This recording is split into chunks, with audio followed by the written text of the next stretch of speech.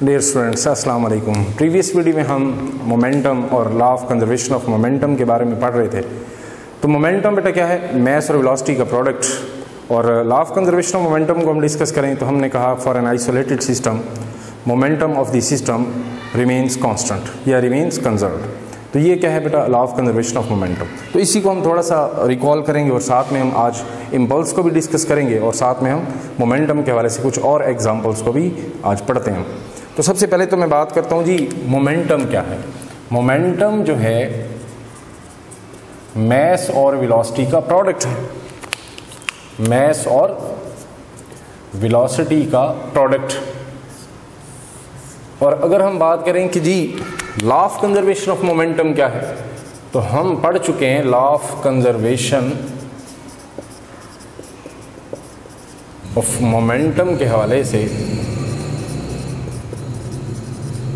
Law of conservation of momentum के हवाले से कि अगर एक बॉडी पे कोई एक्सटर्नल फोर्स एक्ट ना करे या एक सिस्टम पे कोई एक्सटर्नल फोर्स एक्ट ना करे तो मोमेंटम क्या रहता है? कांस्टेंट रहता है। यानी कि उसके मोमेंटम में चेंज क्या है? जीरो है। जी बेटा, तो हम मोमेंटम को वेलोसिटी के साथ रिलेट करेंगे। मोमेंटम कांस्टेंट का मतलब क्या है? बॉडी की वेलोसिटी कांस्टेंट। अगर मोमेंटम इंक्रीजिंग है तो मतलब वेलोसिटी इंक्रीजिंग। या हम इन अदर वर्ड्स यूं भी कह सकते हैं कि अगर एक बॉडी कांस्टेंट वेलोसिटी के साथ मूव करती है तो उसका मोमेंटम भी क्या होगा? कांस्टेंट होगा। अगर उसकी वेलोसिटी में चेंज जीरो है तो मोमेंटम में भी चेंज क्या है? जीरो है। अगर वेलोसिटी यूनिफॉर्मली इंक्रीजिंग है तो मोमेंटम भी क्या है बॉडी का? Uniformly increasing. अगर एक बॉडी की वेलोसिटी डिक्रीजिंग है तो उसका मोमेंटम भी क्या होगा? डिक्रीजिंग। यानी कि हम वेलोसिटी को मोमेंटम के साथ रिलेट करेंगे। यानी कि अगर एक बॉडी पे या एक सिस्टम पे कोई एक्सटर्नल फोर्स एक्ट नहीं करती, एक्सेलरेशन जीरो होता है, वेलोसिटी कांस्टेंट होती है, और मतलब हम कह सकते हैं कि उसका मोमेंटम क्या होता है? कांस्टेंट होता है। यानी कि एक्सटर्नल फोर्स का मतलब क्या है कि अगर मैं बात करूं एक्सटर्नल फोर्स जो है वो जीरो है, किसी बॉडी पे फोर्स लग ही नहीं रही, तो इसका मतलब क्या है कि उसमें एक्सेलरेशन प्रोड्यूस करना पॉसिबल नहीं है। एक्सेलरेशन भी क्या होगा बेटा? जीरो। अगर एक्सेलरेशन जीरो होगा तो वेलोसिटी क्या होगी? कांस्टेंट। और वेलोसिटी कांस्टेंट का मतलब मैंने अभी आपको बताया था, मोमेंटम क्या है? कांस्टेंट है। वेलोसिटी में चेंज जीरो है इस केस में, तो मोमेंटम में भी चेंज क्या है? इस केस में जीरो है। तो यानी कि अगर मैं कहूं कि एक बॉडी सर्कुलर पाथ में मूव करती है तो क्या उसका मोमेंटम कांस्टेंट रह सकता है?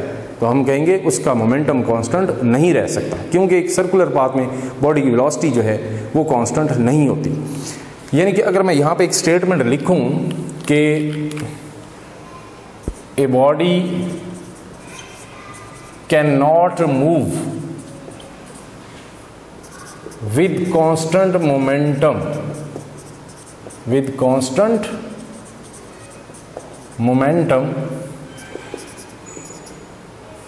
in a circular path। एक सर्कुलर पाथ में बॉडी का मोमेंटम कांस्टेंट नहीं हो सकता। किसी भी सूरत में ऐसा पॉसिबल नहीं है कि एक सर्कुलर पाथ में बॉडी कांस्टेंट मोमेंटम के साथ मूव करे। उसकी वजह क्या है? देखिए बेटा, एक सर्कल, यहाँ पे मैंने एक सर्कल बनाया है। इस सर्कल में आप देखेंगे कि वेलोसिटी एट एवरी पॉइंट अपनी डायरेक्शन क्या करती है? चेंज करती है। अगर एक बॉडी एंटी क्लॉकवाइज मूव कर रही है तो इसकी वेलोसिटी की डायरेक्शन क्या होगी? अपवर्ड। इस पॉइंट पे instantaneous velocity along the tangent line.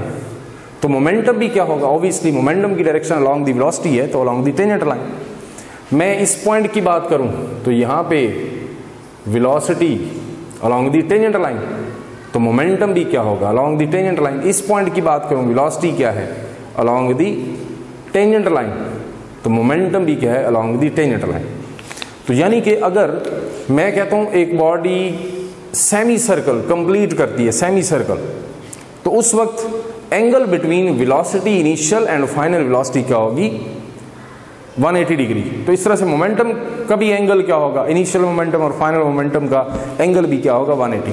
यानी कि यहाँ पे अगर हम देखें तो यहाँ पे मोमेंटम अपवर्ड है और यहाँ पे मोमेंटम क्या है? डाउनवर्ड। तो सेमी सर्कल में angle theta between initial momentum and final momentum क्या होगा बेटा? 180 डिग्री। तो 180 डिग्री के साथ तो सर्कुलर पाथ में हमेशा डायरेक्शन ऑफ वेलोसिटी चेंज होती है, इंस्टेंटेनियस वेलोसिटी की direction along the tangent line. तो इस तरह से हम कहेंगे कि मोमेंटम भी अपनी डायरेक्शन क्या करता है, चेंज करता है। तो मोमेंटम की डायरेक्शन में चेंज आने का मतलब ही क्या है, मोमेंटम जो है वो कांस्टेंट नहीं है। तो हम यहाँ पे ज़रा देखें कि एक क्वेश्चन मैं अगर आपको यहाँ पे कराऊँ, एक MCQ है कि if a body moves with constant momentum, which of the following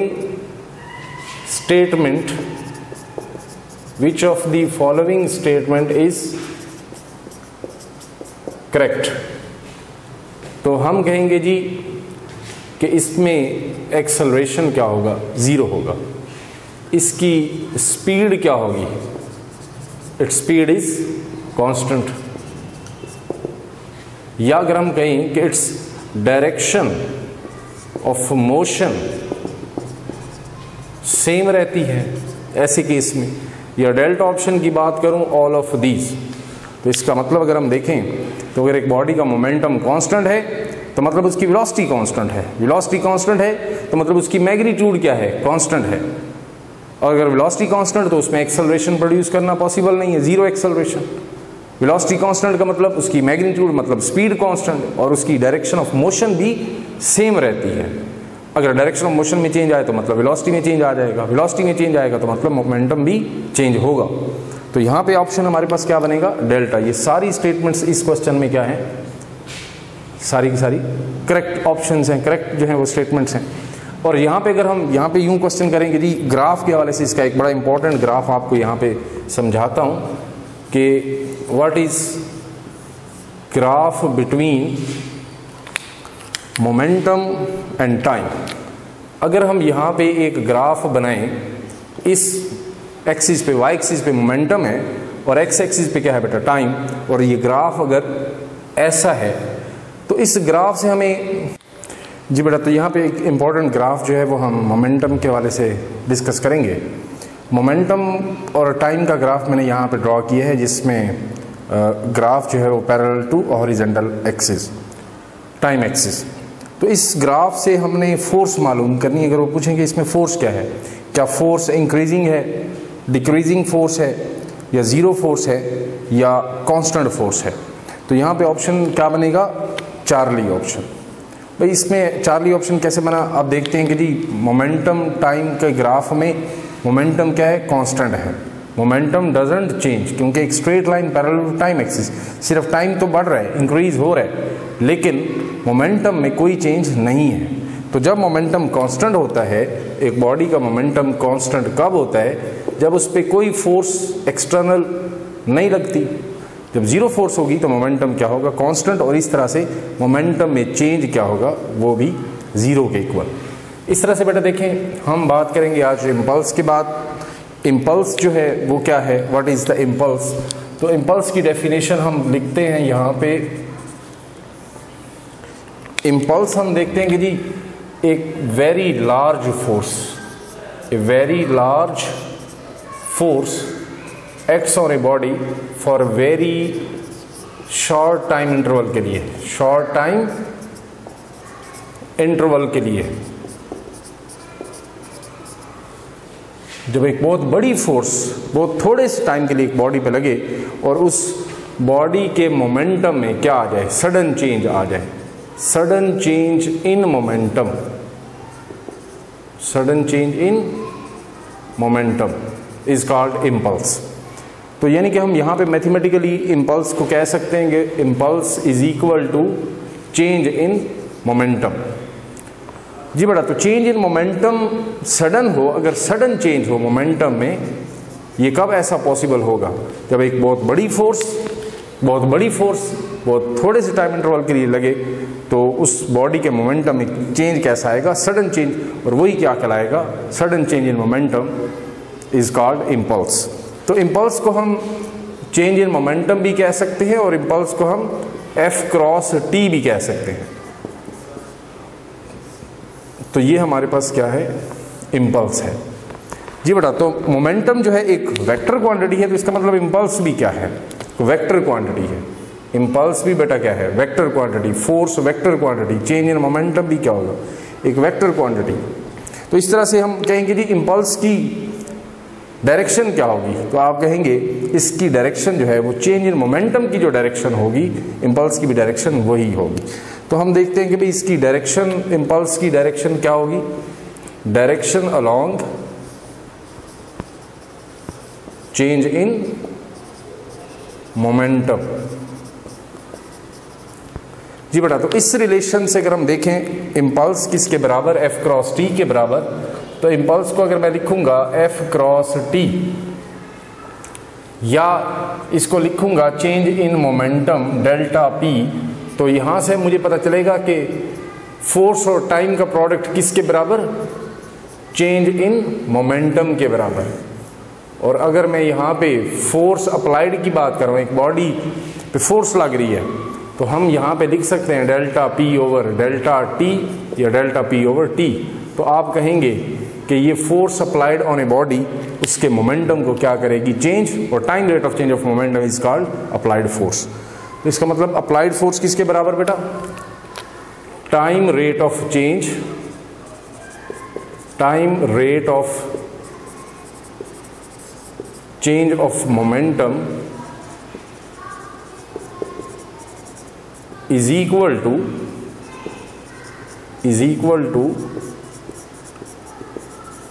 applied force के। और सिंपली अगर हम कहेंगे जी चेंज इन मोमेंटम किसके बराबर है, तो वो इम्पल्स के बराबर है, जबकि time rate of change of momentum, time rate of change of momentum किसके बराबर, वो अप्लाइड फोर्स के बराबर। तो सिंपली हमारे पास दो चीज़ें हैं कि जी चेंज इन मोमेंटम इम्पल्स के बराबर, जबकि time rate of change of momentum is equal to applied force के बराबर। तो बेटा यहाँ से क्वेश्चन पूछे जा सकते हैं कि जिस तरह से मैं कहूँ कि टू फास्ट मूविंग, एमसीक्यू जरा देखें, टू फास्ट मूविंग व्हीकल्स हैं, two fast moving vehicles collide with each other with a force of 100 newton, 100 newton की फोर्स के साथ एक दूसरे से टकराती हैं दो fast moving vehicles for a time interval, for a time interval of 10 to the raise power minus 3 second.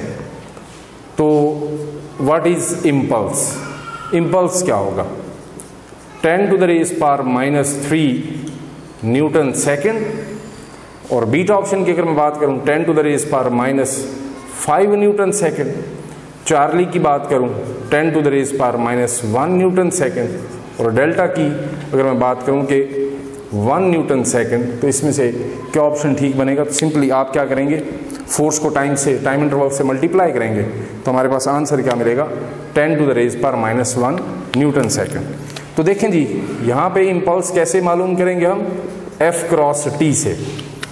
देखें तो फोर्स कितनी लग रही है जी, 100 न्यूटन के साथ एक दूसरे से कोलाइड करती हैं दो फास्ट मूविंग व्हीकल्स, और टाइम इंटरवल कितना दिया हुआ है 10 to the raise power minus 3 seconds. तो हम इनको सिंपली मल्टीप्लाई करते हैं, 100 न्यूटन को टाइम इंटरवल कितना दिया हुआ है 10 to the raise power minus 3 second.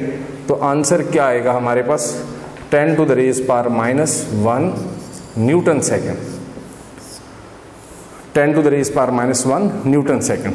तो बेटा यहाँ पे अगर हम कुछ ग्राफ के हवाले से भी बात करें, तो देखें बेटा यहाँ पे अगर मैं फोर्स टाइम का ग्राफ बनाता हूँ, ये एक ग्राफ है इम्पल्स के लिए।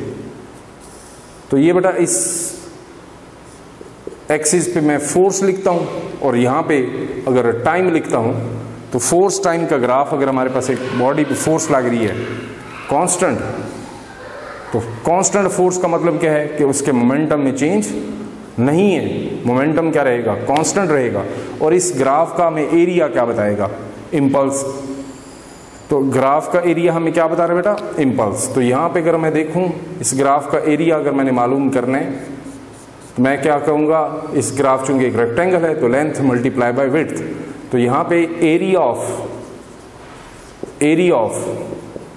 एफ टी ग्राफ, ये क्या बताएगा आपको, area of F T graph is impulse. तो वो आपको क्या देगा, इम्पल्स देगा।